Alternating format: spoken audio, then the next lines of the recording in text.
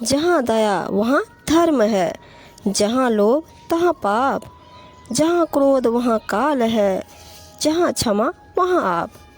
कबीर साहब जी कहते हैं जहाँ दया है वहीं धर्म है, और जहाँ लोभ है वहीं पाप है, जहाँ क्रोध है वहीं काल का वास है, परंतु जहाँ क्षमा है वहाँ कोई दोष नहीं होता।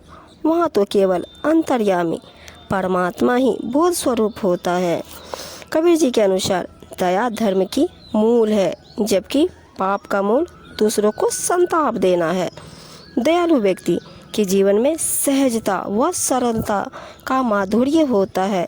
इससे हृदय की मलिनता धुल जाती है और चित्त शुद्ध हो जाता है।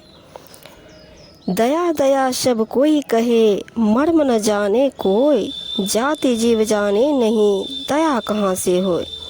कबीर जी कहते हैं यूँ तो सभी दया दया की पुकार लगाते रहते हैं, परंतु सत्य ज्ञान के बिना दया के मर्म को कोई नहीं जानता, क्योंकि ये प्राणी मात्र को अपना आत्मस्वरूप नहीं समझते।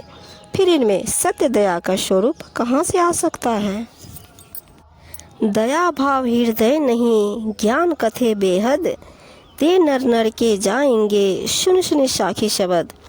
साहिब जी कहते हैं जिनके हृदय में दया की भावना नहीं है, अर्थात प्राणियों के प्रति सेवा उपकार की भावना नहीं है, और वे सीमा से अधिक ज्ञान का व्याख्यान करते रहते हैं, ऐसे मनुष्य केवल साखी शब्दों को सुन सुनकर भी भयंकर दुखी रूपी नरक में जाएंगे।